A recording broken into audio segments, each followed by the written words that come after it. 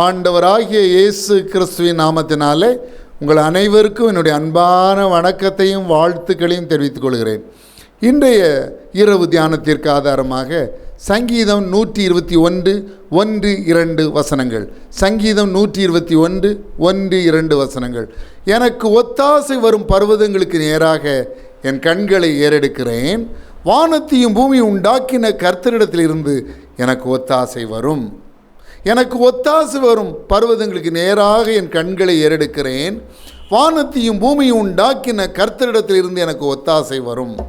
ஒரு மனிதரிடமிருந்து நாம் உதவி கேட்பதற்கு முன்பதாக அந்த மனிதர் எப்படிப்பட்டவர், நமக்கு உதவி செய்யும் வல்லமை அவருக்கு உண்டா, நாம் கேட்கும் உதவியை செய்ய அவரால் முடியுமா, நாம் கேட்கும் உதவியை செய்யக்கூடிய வல்லமை சத்துவம் அவருக்கு உண்டா, நாம் கேட்கும் உதவியை செய்வதற்குரிய மனநிலை அவருக்கு உண்டா, நாம் உதவி கேட்டால் அவர் உதவி செய்வாரா என்றெல்லாம் யோசித்து விட்டு தான் நாம் உதவி கேட்க போவோம்.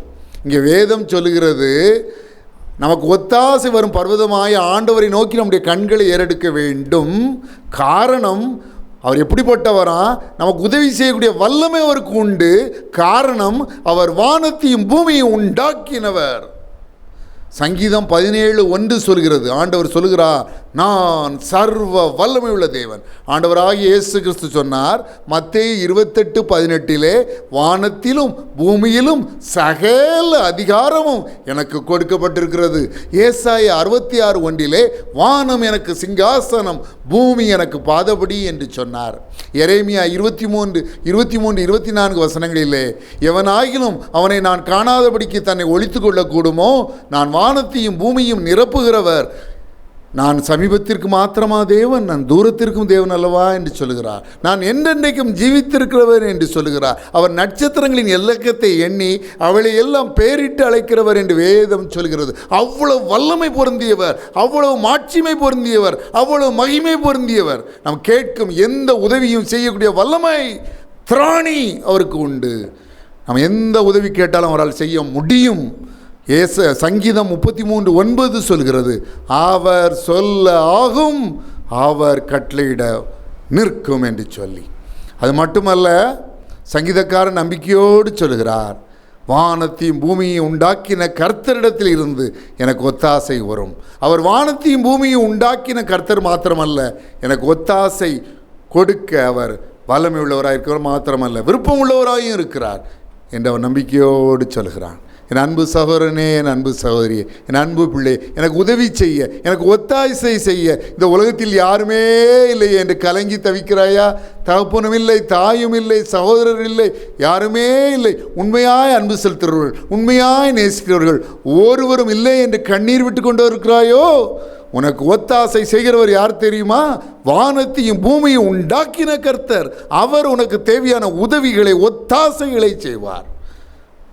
அவர் வானத்தையும் பூமி உண்டாக்கின வல்லமை படைத்த கர்த்தர். உனக்கு உதவி செய்ய அவர் ஆவலுள்ளவராய் இருக்கிறார். கர்த்தரோ எனக்கு ஆதரவாய் இருந்தார், என் நினைவாய் இருக்கிறார் என்றெல்லாம் சங்கீதக்காரன் சொல்லுகிறார். அதே ஆண்டவர் இந்த இரவு வேளையில் உங்களுக்கு தேவையான உதவிகளை செய்வார். உங்கள் நோய்களை குணமாக்குவார். உங்கள் பிள்ளைகளுக்கு திருமண காரியத்தில் அருமையான திருமண துணைகளை ஏற்படுத்தி அவர்கள் குடும்ப வாழ்வை ஆசீர்வதிப்பார். உங்களுக்கு குழந்தை பாக்கியத்தை கொடுப்பார். நீங்கள் விரும்புகிற இடத்திற்கு விரும்புகிற இடமாதில் கிடைக்கும்படி கிருபை செய்வார். நீங்கள் நீண்ட காலமாக ப்ரமோஷனுக்கு எதிர்பார்த்து காத்திருக்கிறீர்களே அல்லவா, அந்த ப்ரமோஷன் கிடைக்கும்படி ஆண்டவர் உதவி செய்வார். உங்கள் பண தேவைகளை சந்திப்பார். கடன் வாங்கி கொண்டிருக்கிற உங்களை அநேகருக்கு கடன் கொடுக்கிறவர்களாய் உயர்த்துவார். கடன் வாங்கி கொண்டிருக்கிற உங்களை அநேகருக்கு கடன் கொடுக்கிறவர்களாய் உயர்த்துவார். உங்கள் பண தேவைகள் அனைத்தையும் சந்திப்பார். நாம் ஜெபிக்கலாமா? நாம் ஜெபிப்போம். எனக்கு ஒத்தாசை வரும் பர்வதங்களுக்கு நேராக என் கண்களை ஏறெடுக்கிறேன். வானத்தையும் பூமியும் உண்டாக்கின கர்த்தரிடத்திலிருந்து எனக்கு ஒத்தாசை வரும். அப்பா, ஒத்தாசை தரும் பர்வதமாகி உம்மை நோக்கி உம்முடைய பிள்ளைகள் கண்களை ஏறெடுத்து காத்திருக்கிறார்கள். நீர் அவர்களுக்கு பரத்திலிருந்து ஒத்தாசை அனுப்பியருளும். அவள் விரும்புகிற காரியத்தில் விரும்புகிற அற்புதத்தை செய்தருளும். அவள் வேண்டுவதற்கு மேலான நன்மைகளை செய்தருளும். அவள் பிரார்த்தனையை கேளும். அவள் விண்ணப்பத்திற்கு செவிசாயும். அவர் வேண்டுதல்களை நிறைவேற்றும். குறிப்பாக திருமணம் என் ஆசீர்வாதத்திற்கு காத்திருந்து ஜெபிக்கிறவனுடைய பிள்ளைகளுக்காக விசேஷமாய் ஜெபிக்கிறேன்.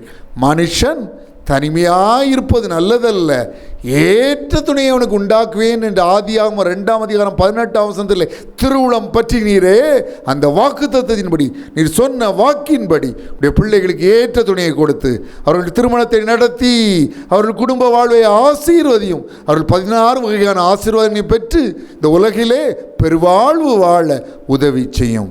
பிள்ளைகள் ஒவ்வொருவரையும் தேவனை சந்தியும். பிள்ளைகள் ஒவ்வொரு சொட்டு கண்ணீரையும் துடைத்தருளும். நன்றி இயேசு சுவாமி, பலவீனங்களிலிருந்து விடுதலையை தாரும். நன்றி நன்றி, கோடானு கொடி நன்றி, கோடானு கொடி நன்றி. சகல துதியையும் கனத்தையும் மகிமையும் வல்லமையும் ஒருவருக்கே செலுத்துகிறோம். இயேசு கிறிஸ்துவின் நாமத்தினாலே வேண்டிக் கொள்கிறோம் பிதாவே, ஆமென்.